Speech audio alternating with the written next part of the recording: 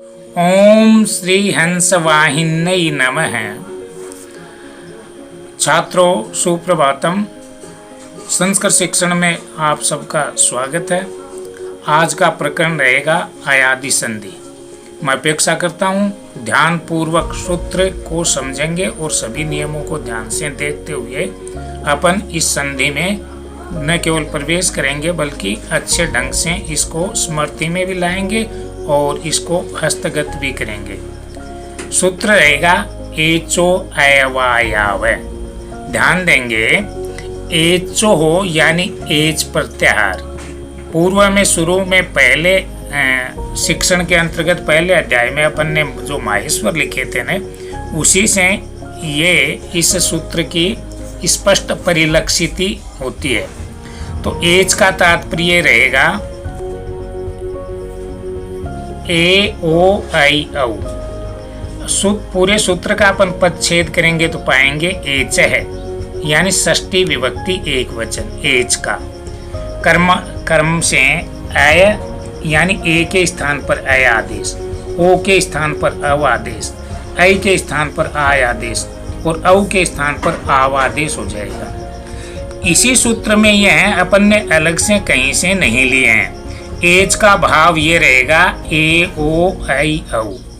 ये जो अवग्रह चिन्ह आपको दिखाई दे रहा है एस जैसी आकृति, ये ए का साइलेंट रूप है। अभी अपन इसको समझेंगे तो ए वाला ये साइलेंट रूप यानी ए और उसके बाद में ये आय, ये हो गया आय। अब समझेंगे ये जो है वो हलंत है। इसका मतलब ये का जो स्वर रूपी ए है वो आगे रह जाएगा और आगे वाला अव आ जाएगा। इसके स्थान पर अव हो जाएगा, किसके स्थान पर? ओ के स्थान पर अव। इसी सूत्र से उसके बाद में आगे बढ़ते हैं तो अपन ने वह जो है वो व्यंजन लिया है यानी स्वर रूपी अंश इसको त्यागा है। तो स्वर रूपी अंश लेंगे तो आ की मात्रा है और यहाँ पर ऐ के स्थान पर है आय हो गया। ऐ के स्थान पर क्या हो गया? आय हो गया। अब यहाँ पर देखो वा का आ और आगे ही है आय, किसके स्थान पर? ऐ के स्थान पर आय। इसी क्रम से आगे देखेंगे तो औ बचा, औ के स्थान पर लेंगे यानी यह हलंत लिया है तो आ की मात्रा यहाँ से आ जाएगी और ये हो जाएगा आव आदेश। किसके स्थान पर हुआ? औ के स्थान पर। तो बोलो एचो अयवायाव। एचो अयवायाव, ये ए जो है वो अवग्रह चिन्ह है, पूर्व रूप चिन्ह भी कहते हैं इसको, और ये ए का साइलेंट रूप होता है। अब देखेंगे पदच्छेद यानी इसको अपन नियम के अनुसार अलग अलग पदों में पृथक करेंगे तो पाएंगे एच है यानी षष्ठी विभक्ति एक वचन, और एच यानी ये ए है, इसी से ए आय, इसी से अपन आगे बढ़े तो आओ, इसी से आगे बढ़े तो सूत्र से ही आय और इसी से आगे बढ़े तो आओ इति यानी ऐसा इसका पदच्छेद होता है। अब पदों का अर्थ अपन समझेंगे तो पाएंगे एच यानी ए ओ आई औ। हालांकि हिंदी के स्वरों का जो क्रम है वो ए आई ओ औ होता है, लेकिन संस्कृत व्याकरण में यानी माहेश्वर सूत्रों में इसका क्रम यही रहेगा। इसमें किसी प्रकार का आप संशय नहीं रखें। ए के स्थान पर आए, ओ के स्थान पर औ, ऐ के स्थान पर आय, औ के स्थान पर आव रहेगा। सूत्र की व्याख्या संस्कृत में पाएंगे तो एच यानी एच का कर्मादय कर्म से यानी ए ओ ऐ औ के स्थान पर अव, ओ के स्थान पर अव, ये यहीं पर अय हो गया। आपने सोचा होगा कि ये अय कहाँ गया? कर्मात धन अय, ये संधि के रूप में लिखा गया है। तो ए के स्थान पर अय, ओ के स्थान पर अव, ऐ के स्थान पर आय, औ के स्थान पर आव, एते आदेशा स्यु अचि। यानी इसका भाव ये रहेगा हिंदी में एच का यानी ए ओ ऐ औ का कर्म से अय अव आय आव ये सभी आदेश होते हैं। कैसी स्थिति में? स्यु अलग हो गया और अचि अलग हो गया। अचि का भाव रहेगा स्वर के परे रहने पर, अचि यानी स्वर के परे रहने पर। अब सूत्र का अर्थ हिंदी में वही बात इसको स्पष्ट की है। एच है ए ओ ऐ औ को क्रमशः अय अव आय आव आदेश होते हैं। कैसी स्थिति में? अच परे रहने पर। अच का भाव रहेगा स्वर, यानी उसके बाद कोई भी स्वर आए वैसी स्थिति में। और भी स्पष्ट करेंगे तो पाएंगे यदि ए ओ ऐ औ के बाद कोई भी स्वर वर्ण हो तो ए ओ ऐ औ के स्थान पर क्रमशः अय अव आय आव हो जाते हैं। अयादि का अर्थ होता है अय अव आय तथा आव, यानी अय आदि जो आदेश होते हैं इन ऐसे नियमों में उसी को अयादि संधि कहते हैं। इसीलिए इस संधि को अयादि संधि कहा जाता है। नियम पहला देखेंगे तो स्पष्टतः पाएंगे ए के बाद कोई भी स्वर हो तो ए को अय हो जाता है। स्थिति ये रहेगी ए धन कोई भी स्वर अय, जैसे ने धन अनम नयनम। अब मैं आपको समझाने के लिए बता रहा हूँ, हालांकि परीक्षा में पूछा जाएगा तो इतना ही पूछा जाएगा नयनम का संधि विच्छेद क्या होगा, ने धन अनम, इसी नियम के अंतर्गत। और दूसरी तरफ से पूछे तो ऐसे भी पूछ सकता है विच्छेद करके, ने धन अनम नयनम बनता है संधि करने पर।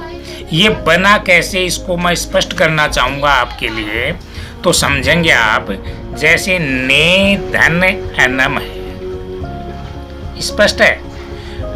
अब समझने के लिए इसको ऐसे भी लिखते हैं, नए हलंत ए प्लस एनम। अब इसको अपन ने सूत्र से समझा तब पाया ये जो ए है इसके स्थान पर क्या आदेश हुआ, अय आदेश हुआ। यह अपन ने सूत्र से समझा कि ए के स्थान पर अय आदेश होता है, ए के स्थान पर अय, तो ए के स्थान पर अपन अय रख देते हैं और आगे की स्थिति वैसी की वैसी रहेगी। अब इस वर्ण विश्लेषण को अपन एक रूप में लिखेंगे, एक पद में लिखेंगे तो पाएंगे नए में ये स्वर आ गया, यानी नए पूरा हो गया। यह आधा है, इसमें ये ए रूपी स्वर आ गया तो ये पूरा हो गया, और नम आपके पास है। तो ऐसे नयनम शब्द की निष्पत्ति यानी उत्पत्ति हो जाएगी। इसी क्रम में आगे के रहेंगे से धन अनम सैनम, हरे धन ए हरय, चे धन अनम चैनम, ने धन अति नयति, ऋषे धन ए ऋषये। दूसरा नियम है ओ के बाद कोई भी स्वर हो तो ओ के स्थान पर अव हो जाता है। स्थिति रहेगी ओ कोई भी स्वर अव आदेश। पाएंगे तो समझेंगे पो धन अनम, तो पो धन एन है। अब इसको आप उसी रूप में आप समझेंगे तो देखो पो धन एन है। अब अपन इसको ऐसे भी लिख सकते हैं, स्वर रूपी ओ अलग कर देते हैं और एन आपके पास है ही। पै हलंत ओ के स्थान पर आदेश, सूत्र कह रहा है कि ओ के स्थान पर अब आदेश होता है, ओ के स्थान पर अब, तो अपन अब रख देते हैं। अब एन आपके साथ चल ही रहा है। अब इस वर्ण विश्लेषण को अपन एक पद में लिखेंगे तो पै हलंत में ए आया, पै पूरा हो गया, वह हलंत में ए आया तो वह पूरा हो गया, और आपका पवन है सिद्ध हो गया। तो ये सूत्र अपने आप ही बात को स्पष्ट करता है। आगे वाले देखेंगे अपन तो पाएंगे भो धन अति भवति, भानो धन ए भानवे, भो धन अनम भवनम। अगला उदाहरण तरो धन ए तरवे, ओ के स्थान पर अव आदेश हो जाएगा तो तरवे शब्द बन जाएगा और अयादि संधि सिद्ध होगी। स्तो धन अनम स्तवनम, गुरो धन ए गुरवे। अगला नियम है ऐ के बाद कोई भी स्वर आए तो ऐ के स्थान पर आय हो जाता है। स्थिति रहेगी ए ऐ प्लस यानी धन कोई भी स्वर आय आदेश, नई धन अक है नायक है। समझना चाहेंगे तो आप पाएंगे नायक है शब्द है। अब अपन संधि विच्छेद की तो अपन को मिला नेई धन अक है। अब इस स्थिति में अपन समझने के लिए नए धन आई धन अक है।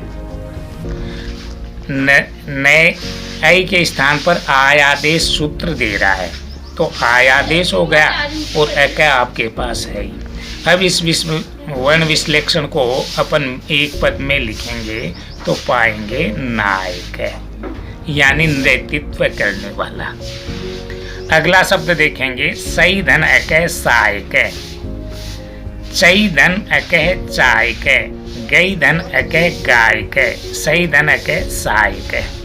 इस प्रकार से इस संधि के उदाहरण ऐसे ही इस नियम से स्पष्टतः समझे जा सकेंगे। अगला नियम, औ के बाद कोई भी स्वर हो तो औ के स्थान पर आव हो जाता है। जैसे पऊ धन अक पावक है। उसी भाव से समझेंगे तो पाएंगे पऊ धन अक है। इसको ऐसे भी लिख सकते हैं, स्वर को अलग करते हैं प्लस अक है। पै को अलग किया, औ के स्थान पर आव आदेश हुआ। ये सूत्र स्पष्ट दे रहा है, अक आ गया आपके पास।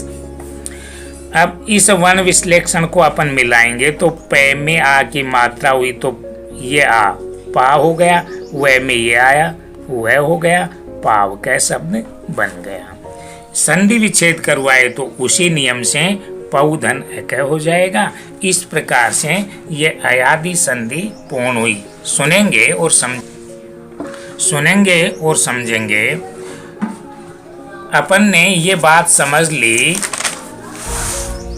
एचो अवायाव, ये एक ही शब्द अयादि, एक ही सूत्र अयादि के पूरी परिभाषा को परिलक्षित करता है। अपने आप में संस्कृत भाषा की यही तो विशेषता है। संक्षेप में जो बात विस्तार पूर्वक होनी चाहिए वो संक्षेप में ही समझी जा सकती है। तो मेरे साथ पुनः बोलोगे, एचो अवायाव।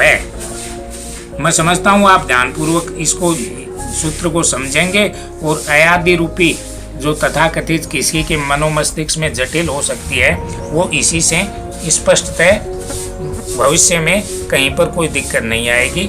इसलिए सूत्र को अपेक्षित ध्यान रखेंगे समझते हुए। धन्यवाद।